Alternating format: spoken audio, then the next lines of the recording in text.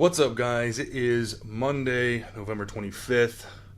Feels good to be back. We've got a busy week planned for us, but I'm super excited. Last week was very productive. We kind of started a new schedule for trying to be a little bit more productive, just testing something out. I'm doing kind of like a 30-day thing with it. So there's going to be a future video in the middle of December for that one, but so far so good. Turning out really good. So that brings us to today. We've got a video to edit and deliver by Wednesday. That's right, 3-day turnaround here. I've kind of started a little bit of it, but the majority of it needs to be done before Thanksgiving. So we've got a full wedding ceremony to put together, a 12 to 15 minute video, and a 1-minute teaser trailer, all to edit and deliver by Wednesday. So with Black Friday coming up, I wanted to really kind of get out in front of the whole how do you spend your money, how do you know when to upgrade. So today's topic is, when do I upgrade my equipment? What thought process goes into each piece of equipment before I make the purchase?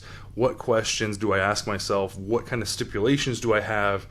And that's what we're going to talk about today. We're going to go through about 4 or 5 questions that I ask myself and kind of ponder over and really try to find out what it is I'm purchasing and spending my money on, so that I don't bankrupt my company and get the most bang for my buck.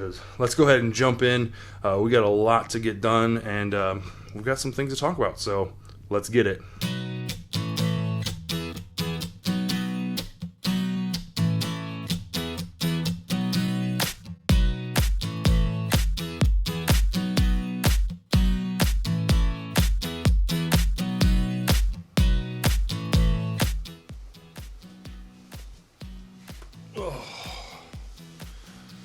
Alright, so number 1 on this list is probably the most important. This is something that you should look at every time you go to purchase something, every time you are thinking about upgrading a piece of equipment. Heck, even upgrading like something as small as a bag or cables or something that it doesn't necessarily have to be an expensive item to go through this process, but everything should go through this process. It's good. It's just good, just good form. It's good practice. It's a good habit to kind of get into. That way you're not buying like frivolous things and, kitting out your gear with things that aren't necessary. So the first thing I always ask myself, and this is huge, I can't stress this enough. If it doesn't pass this question, 9 times out of 10, there's no reason to ask the other ones, because it's just not meant to be. Is this piece of equipment going to improve the quality of my video? The reason why this is important, especially when you're starting out, is because money is really tight, right? And spending money where you don't need to be spending money early on can be a death sentence for any type of business, right? Trying to keep yourself above water while still providing quality to your clients it's a hard juggling act. It really is. And it's one of the things that I struggle with constantly, because there's always something better. There's always going to be something better than what you currently have. There's always some new piece of tech coming out, and it's not compatible with last generation, or it's not compatible with this, or the compatibility isn't as good as it could be. So like when you have like this camera and pairing it with this audio equipment, they don't really mesh very well. So when you have the camera, you need to change your audio equipment to something else. And now you're kind of mix and matching pieces, and before you know it, you're so far in debt that it would take years to get you out of there.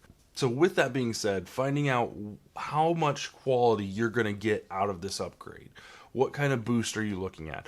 And when I say quality, I don't necessarily mean like just a bump in resolution, but talking about like functionality with a camera, right? What types of functions are you now getting that you weren't getting before? And one of the things that I want to talk about specifically in my case is, 8 months ago, I was shooting with the Nikon D3200, still shooting with that. That's my second camera. And I was shooting with a Canon Vixia Handycam, right? One of those little flip out camera, the camcorder things. That was my backup camera. And I was shooting in 1080p with both cameras, right? That was my least common denominator, was 1080p, 30 frames a second. And when it came time to start thinking about upgrading, it was, there was there's two conversations that I was having. So I knew where I wanted to go, right? I knew that I wanted to have at the end of 2020, I wanted to have two GH5 cameras so that I could be shooting in 4K, and combining the two films, the two cameras together would be so much easier when it comes to editing processes, because I'm not mixing two different types of cameras or two different types of resolutions into one. They would just be running the same software, the same color grade, everything like that. No problems there. So I have to ask myself, this tough question, right? I want to upgrade the Canon, right? I don't want to use the Handycam anymore. I can buy another Nikon, right? And you're looking at a $500 investment for the body alone, because we don't need extra lenses. We have the lenses for that actual body. So with that being said, $500 investment doesn't improve the quality of the resolution, because I'm still at 1080p, 30 frames a second. But what it does improve is the motion. It improves the depth of field. It improves, having manual focus versus completely digital focus with the actual Canon camcorder.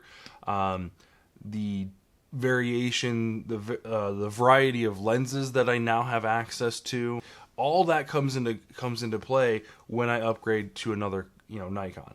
And that's kind of what I was telling myself, like, wow, it's a $500 investment, and I'm getting a huge chunk of improvements on my quality, improvements on my workflow here, there, and everything.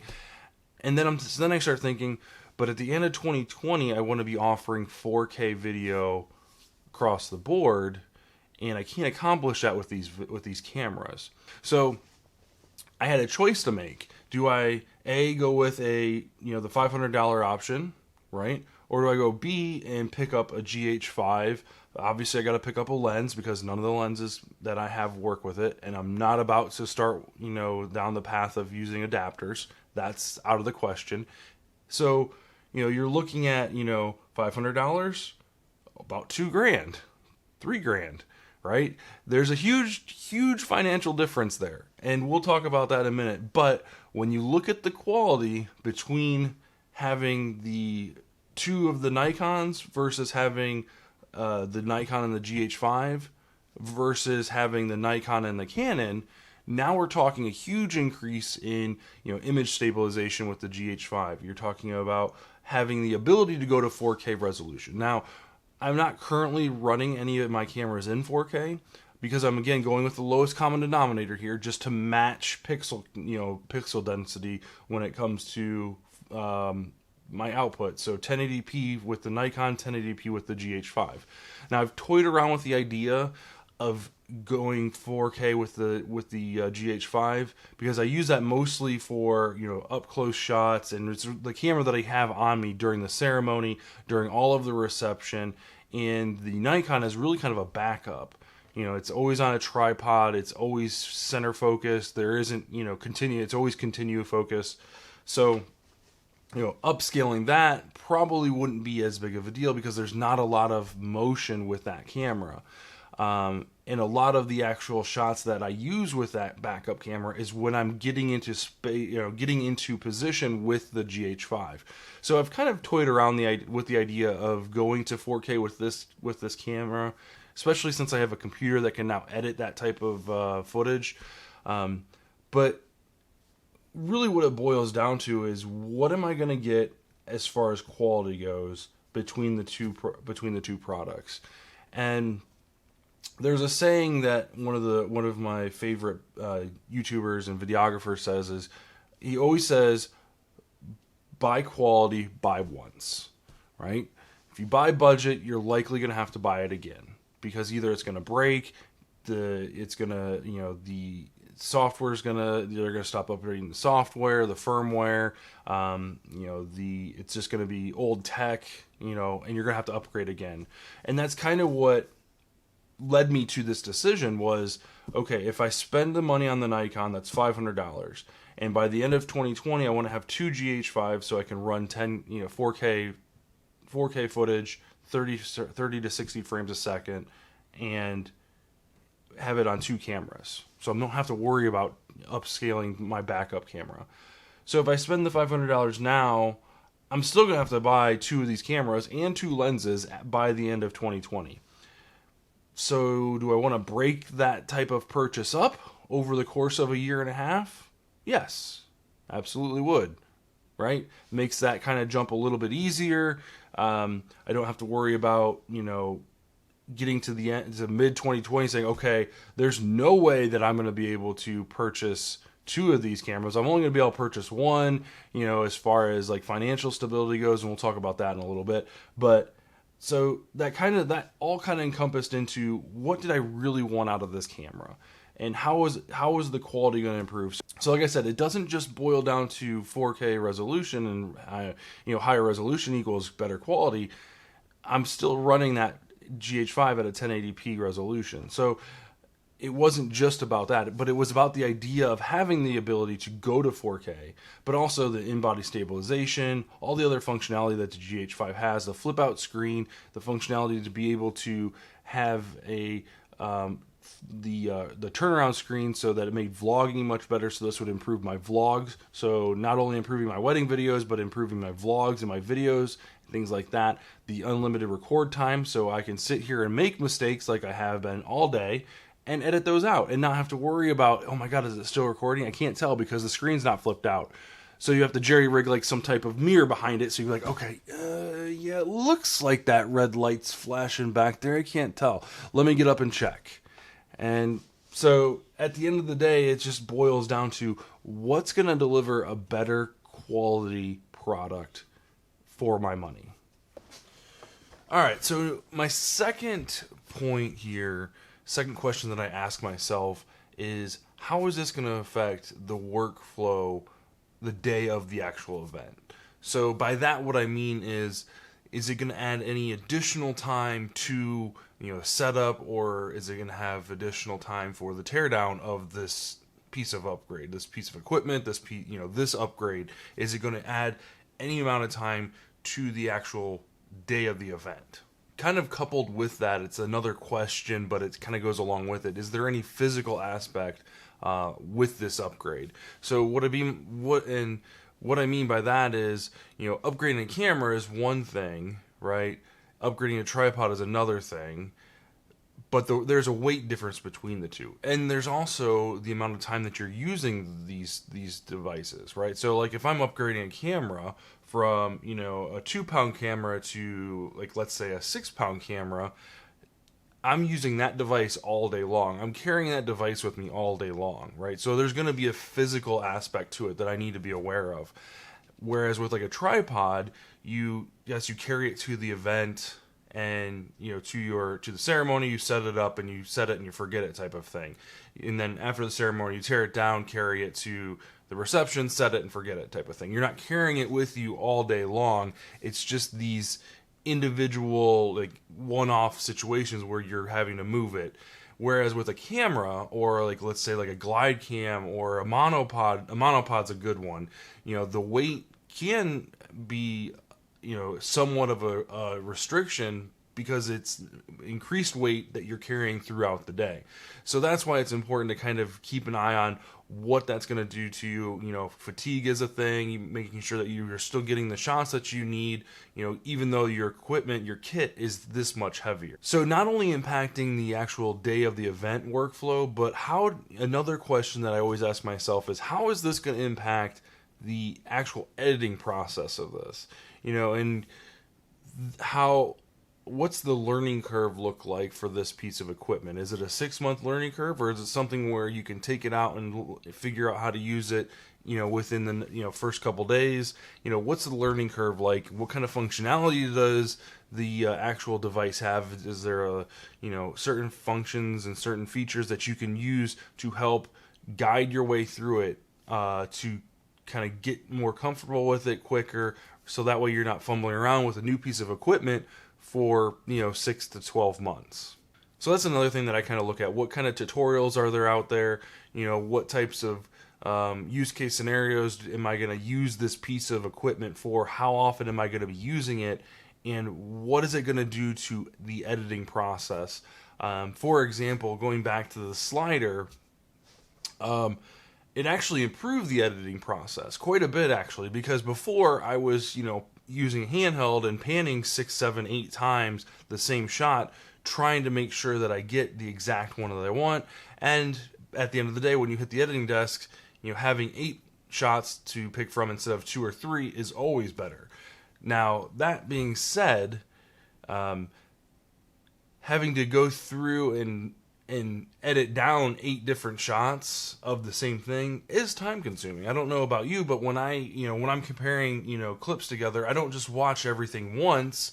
I watch everything 2 or 3 times, pick out 2 or 3 of my favorites, and then kind of go down from there, watch it a couple more times, shrink down. So the actual slider, purchasing the slider, actually cut down about a half hour worth of editing time per video that I used it on, only because I only took 2 shots with the slider. I took a slow one, back and forth, and then a little bit faster one, and then quickly realized when I'm at the editing desk is, okay, how does this fit in? What's the music like? What's the tone like? When I'm actually using this clip, where does it fall in place, and what works best? It wasn't necessarily like which one do I like best as far as quality is concerned. It's more or less which one fits the bill. And there really isn't a lot of contrast and comparing between the two. Whereas if I was doing handheld, I'm really like, okay, that one was a little bit shaky, and that one I did a little bit of a curve. I don't want it to be a curve. I want it to be parallel. And so when we purchased the actual slider, that was one of the benefits, was it cut down on edit time for those those sliding like shots. So that's something we look at every single time when we go to purchase a product. Is this piece of equipment going to increase or decrease the setup for an actual day of the event? What's the editing process look like? And how is this going to affect all that day of the actual event?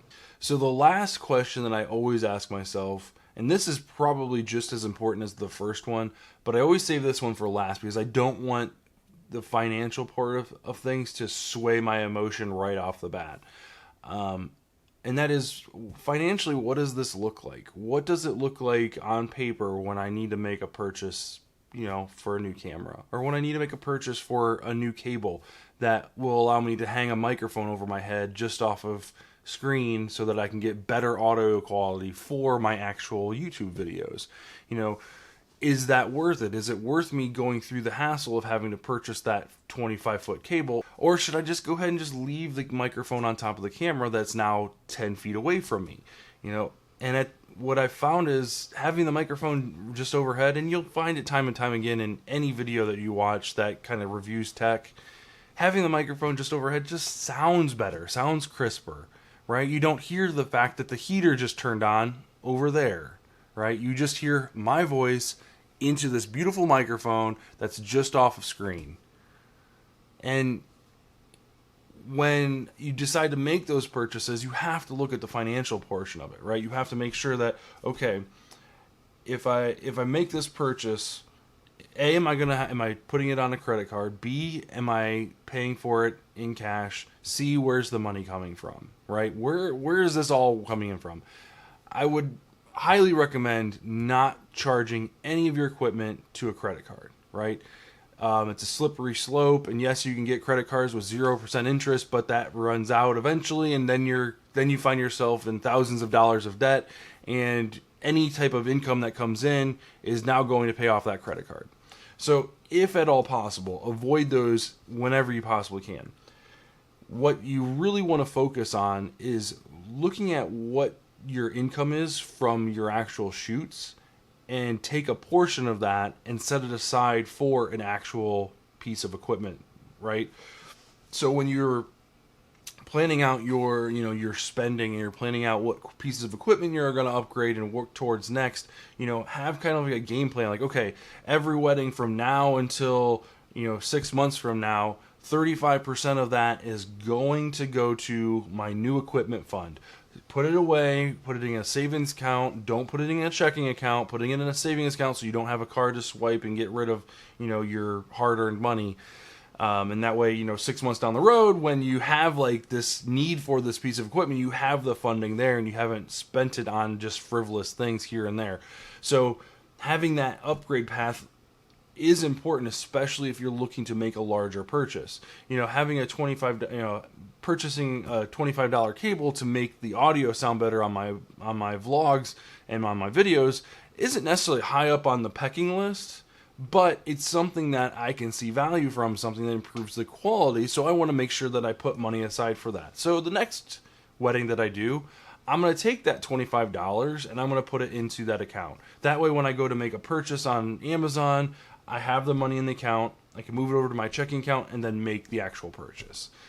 So that's something that you just really have to kind of understand and get a good hold of when you're first starting out, because like I said, it's a very, very slippery slope. Trust me, know from experience, it's a very slippery slope. Once you start spending, it's hard to stop.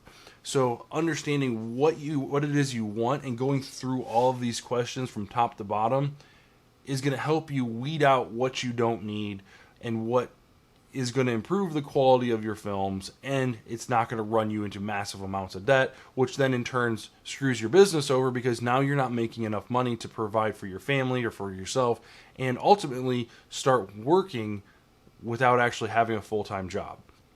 Okay guys, thanks for watching. Really do appreciate it. Make sure you leave a like on the way out. It helps out a lot. If this is the first video that you've seen of mine, consider subscribing if you'd like to see more video content like this.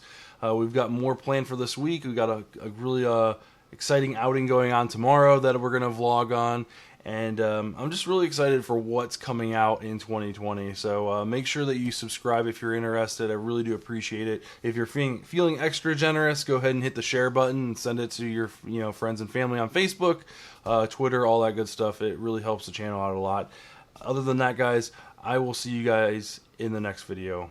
Thanks for watching.